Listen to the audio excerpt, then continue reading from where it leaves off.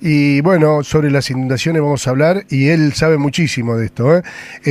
Y él pone, en medio de la catástrofe provocada por la lluvia y por una agricultura guiada por los mercados, estamos convencidos de que pueden nacer esperanza, ¿eh? Y está el señor Jorge Rulli del otro lado. Jorge, ¿cómo estás? Héctor Díaz te saluda.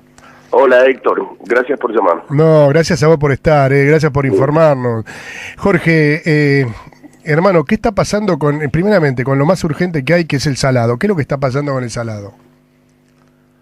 Bueno, fundamentalmente hay un mal manejo humano, o sea, a propósito de la encíclica del Papa Francisco, tenemos que decir que la naturaleza no perdona, este es el problema, y no terminamos de convencernos de que todo lo hacemos mal, porque no armonizamos con las reglas del ecosistema, ¿no?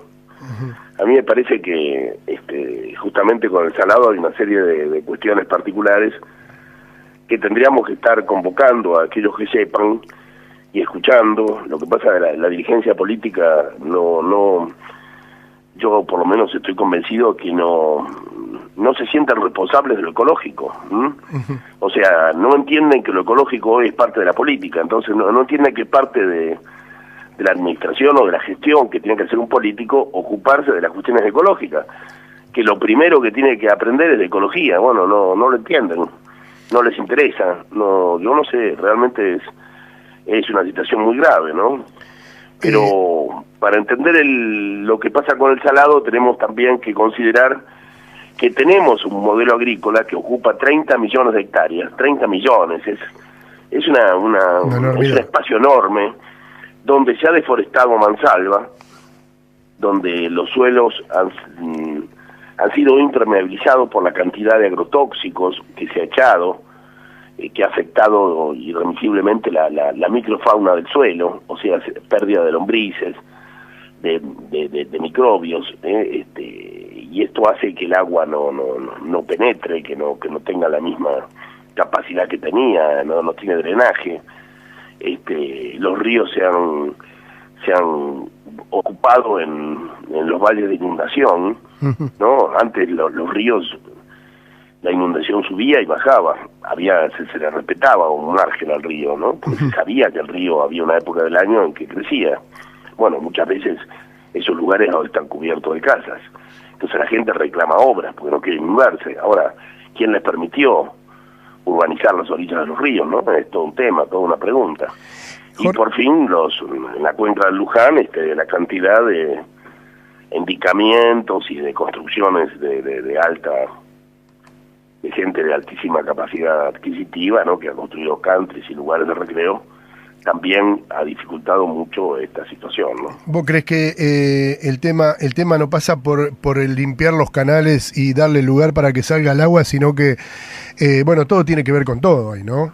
Claro, mira, desde la época de Ameghino, en el siglo XIX, que él indicaba que la limpieza de los canales para sacar el agua era un paliativo y que no era lo más conveniente, porque él siempre recordaba que después de la inundación viene la sequía. Entonces, él aconsejaba preservar el agua, o sea, dejar que el agua entrara en las napas o retenerla en bolsones de agua.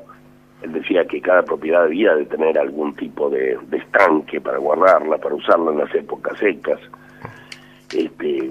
Pero esa situación es muy difícil ahora de aplicar, ¿no? Porque todo ha cambiado.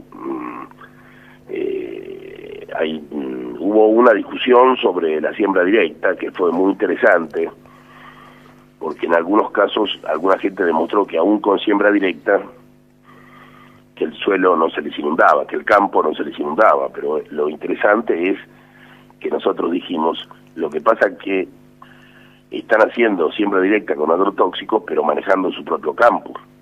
Y el problema de la agricultura argentina, fundamentalmente, es que es una agricultura tercerizada. O sea, no solamente una agricultura que nosotros podríamos criticar porque es con uso de químicos, sino que además está manejada por otros. ¿Se entiende? Explícale un poquito mejor a la gente, claro, qué es lo que hace el agroquímico. Y el agroquímico lo que produce es una mortandad terrible en el suelo. Y esto implica que ya el suelo pierde su vida, la microvida del suelo está dañado. Entonces el suelo no tiene capacidad de humificar la materia orgánica que queda en el suelo. Se hace una membrana. Claro, y además que la soja no deja chauche palito, como se dice, no es igual que el maíz o que la cebada o que otro tipo de cultivos que dejan un barbecho, que dejan una cantidad de materia orgánica sobre el suelo que lo protege. La soja lo deja desnudo. Entonces la lluvia pega sobre la tierra y lo impermeabiliza. Pero además es un suelo que está muerto por la cantidad de tóxicos, de pesticidas, de herbicidas, de cosas que se le echan, que no tiene vida. Entonces se produce un apelmazamiento químico que no es igual al endurecimiento de la tierra producido antes por el arado y por la labranza que se usaba en otras épocas, ¿no? Esto es otra cosa. Aquel tipo de endurecimiento del suelo solía solucionarse con un subsolador, que era como una cuchilla que hendía y quebraba el piso de arado, que estaba a 30 centímetros de profundidad, claro, como consecuencia del arado. Aquí, aunque le pases el subsolador, no cambia el suelo porque está muerta en muchos campos no hay ni siquiera lombrices. Claro. O sea, lo que se llama un barbecho de invierno, cuando se mata las hojas guachas y se lo deja al campo descansando para la nueva siembra, como esas hojas guachas resistentes a herbicida, lo que se echa es 2,4-D. El 2,4-D liquida las lombrices también. Liquida todo. ¿Entiendes? Liquida todo. Liquida el bicho bolita, liquida todo. Este es el problema, ¿no? Entonces, ha habido un uso totalmente abusivo del suelo argentino, con autoridades que no se han preocupado por ponerle límite. Y bueno, además está el tema de los canales, pero ahí está bien que se tapan, que hay canales ilegales, que la gente trata de sacar el agua como sea. Yo, hablando con un productor, me explicaba algo que me pareció terrible, que muchos de los caminos vecinales que hacen los municipios están pensados también como canales. O sea que el camino está pensado para, en caso de inundación, sacar el agua. Opera como canal el camino. Con lo cual también a ellos se les dificulta salir. Pero fíjate hasta dónde está esta idea de sacar el agua, no de retenerla, ¿se entiende? Vos decirle a la gente qué es lo que tendría que suceder de ahora en más para que, porque esto se va a repetir año tras año, ¿estamos de acuerdo? Evidentemente, claro. Por eso yo te decía, a mí me parece que aún la peor agricultura puede no ser tan mala si el productor vive en el campo, porque no hay nadie que se preocupe más por su suelo que el dueño, ¿entiendes? Entonces, a veces comparar una agricultura de siembra directa con agrotóxicos y otro tipo de agricultura no sirve de nada si no preguntás quién la hace. Cuando yo te digo es una agricultura tercerizada, ¿qué quiere decir? Que el dueño del campo contrata a un pool de siembra para que le haga la soja. ¿Lo alquila? No lo hace él. Él no lo hace porque no tiene dinero para comprar la maquinaria, porque la maquinaria hoy es carísima. ¿Comprendes? O sea, una agricultura tercerizada es una locura, porque te la hace otro al cual no le importa el tratamiento del suelo, no le importa cómo tiene que labrar ese suelo, en función de que antes el trabajo agrícola era muy delicado. Claro. Porque había una observación del dueño, que buscaba el día ideal y buscaba el modo más adecuado de hacer la labranza. Se hacía el surco, y si era un año húmedo, las plantas se ponían en la parte alta del surco, si era un año se sembraba en la parte alta, si era un año seco en el fondo, ¿comprendes? Todo eso, sí. Todo eso se perdió, es una memoria y una cultura que se dejó de lado. Ahora el campo se lo trabaja con una visión industrial, ¿no? Cuando ustedes se juntan, porque Jorge Rulli pertenece al grupo de reflexión rural, cuando ustedes se juntan ahí en el grupo de reflexión rural y reflexionan sobre todo esto, ¿crees que puede haber, que el gobierno que venga o la continuidad de no sé lo que pasará, ¿crees que alguno de ellos puede llegar a tener un cambio o otra visión para con el campo, para que no vuelvan a suceder esto? Porque sí, está bien, estamos de acuerdo, funciona, para los pueblos funciona, pero después el agua los tapa y les hace un desastre. Sí, el agua o cualquier otra. Estamos expuestos a cualquier tipo de catástrofe. Estamos de acuerdo. Aparentemente no habría cambios porque en realidad sobre estas cosas no se vota. O sea, no estamos votando. En estas elecciones el tema de la soja ni siquiera ha sido pronunciada. O sea, parece que es políticamente incorrecto hablar de soja en la Argentina, ¿no? Cuando los otros días Aníbal Fernández sale a echarle la culpa a la siembra directa y después se rectifica y gira, sufre presiones ahí seguramente señor, ¿no? Sí, sin duda. Porque además, desde un punto, desde cierta perspectiva, fue incorrecto lo que dijo. Entonces, evidentemente que además de la presión política de algunos sectores empresarios, los asesores le deben haber sugerido que no diga más, pero posición, claro. Ojalá le aconsejarían que no hable por mucho tiempo, ¿no? Pero bueno. Claro, porque la siembra directa en realidad era un método muy ecológico que todos nosotros proponíamos o practicábamos. Lo que pasa es que esta siembra directa, que aquella siembra directa se hacía con instrumentos que pesaban poco. Ahora se meten máquinas que pesan toneladas, ¿entiendes? Entonces es una siembra directa muy particular, con maquinarias que aplastan el suelo, y eso también produce una dureza del suelo, ¿comprendes? Claro, por una parte. Y por la otra, la siembra directa se había pensado de tal manera que no se diera vuelta al suelo, y apenas se rasguñaba el suelo, y se depositaba en ese rasguño la semilla. Pero era una semilla que por alguna razón podía competir con las malezas, quizá porque luego se hacía un laboreo a mano o con maquinaria muy liviana, quitándole la competencia de la maleza a la planta que se sembraba. Ajá. Ahora se resuelve eso con baños de herbicida, que son hasta 3 en el transcurso del ciclo. 1 previo al nacimiento de la soja, y 2 en su vida. Entonces, es una siembra directa muy particular, ¿comprende? Porque hay un baño enorme de herbicidas que matan la vida del suelo, y toda la maquinaria que entra es una maquinaria sumamente pesada, que produce un aplastamiento de las capas del suelo. Entonces, claro, cuando alguien le echa la culpa a la siembra directa, bueno, parece como incorrecto, ¿comprende? Porque no hay que definir bien qué queremos decir. Claro, si no confunde. Lo que pasa es que la única siembra directa ahora que tenemos es esta que es una monstruosidad. Pero bueno, yo en mi casa practico la siembra directa, claro, pero la siembra directa mía es con instrumentos de labranza manual, comprende, con una pala, con una azada. Eso también es siembra directa. Jorge, ¿dónde estás vos? En Marcos Paz. En Marcos Paz, acá nomás. Sí. ¿Cuál es la solución para que, porque hoy nos juntamos a la mañana con unos amigos y uno de ellos dice que es pescador y que va no sé a dónde a pescar y que él conoce el salado, y él dice que si limpiarían los canales, el agua no subiría de la forma que suben, y él me dice, ¿por qué? Sí. Pero le digo, me dice, ¿por qué no informan desde allá? Digo, pero si se está mostrando de que se inunda, el mismo gobernador se tiene que dar cuenta de que él tiene que hacer esa obra para que a los pueblos no se les inunde.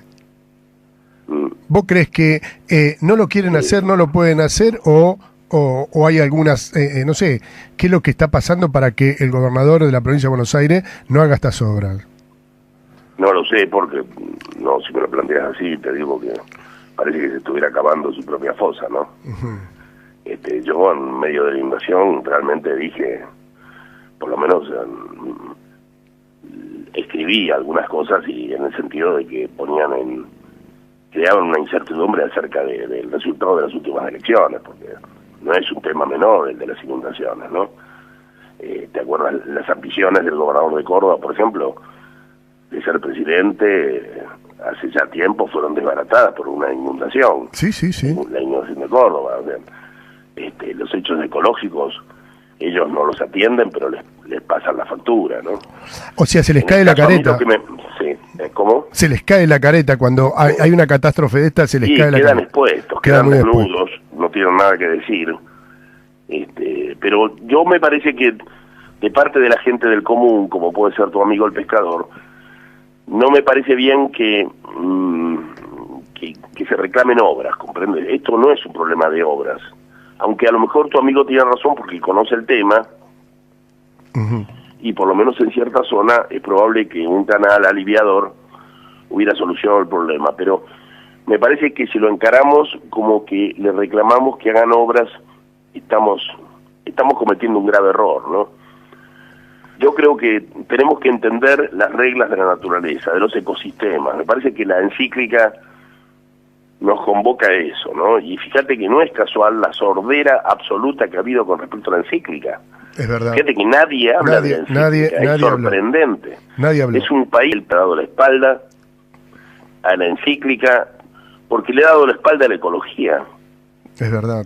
Porque es un país que siente como una vocación urbana, que si pudiera asfaltarlo todo, lo asfaltaría, ¿no? Yo me acuerdo, contaba el otro día de una que conocí en las islas del Paraná, en el sur de Entre Ríos, que le pregunté qué hacía con la basura, y me dijo que la tiraba al río, que estaba a unos metros. Le digo, ¿por qué la tira al río y no la tira al pie de los árboles, ¿no? Si era basura orgánica.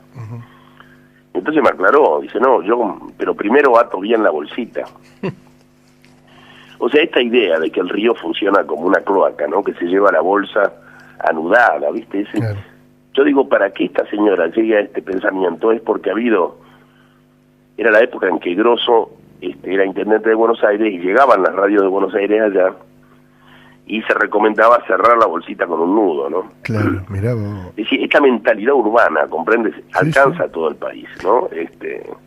Jorge, la verdad que permitime que te vuelva a llamar cuando sucedan algunas cosas y poder charlar un rato con vos, ¿sí? Bueno, te agradezco muchísimo, ¿eh? Te mando un abrazo, hermano. Cuando Gracias. quieras, a disposición. Gracias. Hemos hablado con el señor Jorge Rulli. Él pertenece al grupo de reflexión rural. Conoce mucho, conoce muchísimo. Si la que tenía no tiene drenaje, los ríos se han ocupado en los valles de inundación, ¿no? Antes los ríos, la inundación subía y bajaba, se le respetaba un margen al río, ¿no? Porque se sabía que el río había una época del año en que crecía. Bueno, muchas veces esos lugares ahora están cubiertos de casas, entonces la gente reclama obras porque no quiere inundarse. Ahora, ¿quién les permitió urbanizar las orillas de los ríos, no? Es todo un tema. Y bueno, sobre las inundaciones vamos a hablar, y él sabe muchísimo de esto, y él pone, en medio de la catástrofe provocada por la lluvia y por una agricultura guiada por los mercados, estamos convencidos de que pueden nacer esperanza, y está el señor Jorge Rulli del otro lado. Jorge, ¿cómo estás? Héctor Díaz te saluda. Hola, Héctor, gracias por llamar. No, gracias a vos por estar, gracias por informarnos. Jorge, hermano, ¿qué está pasando primeramente, con lo más urgente que hay, que es el salado? ¿Qué es lo que está pasando con el salado? Bueno, fundamentalmente hay un mal manejo, un modelo agrícola que ocupa 30 millones de hectáreas, 30 millones, es un espacio enorme, donde se ha deforestado mansalva, donde los suelos han sido impermeabilizados por la cantidad de agrotóxicos que se ha echado, que ha afectado irremisiblemente la microfauna del suelo, o sea, pérdida de lombrices, de microbios, y esto hace que el agua no penetre, que no tenga la misma capa. Por lo menos estoy convencido que no se sienten responsables de lo ecológico. O sea, no entienden que lo ecológico hoy es parte de la política, entonces no entienden que es parte de la administración o de la gestión que tiene que hacer un político, ocuparse de las cuestiones ecológicas, que lo primero que tiene que aprender es de ecología. Bueno, no lo entienden, no les interesa, yo no sé, realmente es una situación muy grave, ¿no? Pero para entender lo que pasa con el salado tenemos también que considerar que tenemos es humano, o sea, a propósito de la encíclica del Papa Francisco, tenemos que decir que la naturaleza no perdona, este es el problema, y no terminamos de convencernos de que todo lo hacemos mal porque no armonizamos con las reglas del ecosistema, ¿no? A mí me parece que justamente con el Salado hay una serie de cuestiones particulares que tendríamos que estar convocando a aquellos que sepan y escuchando. Lo que pasa es que la dirigencia política no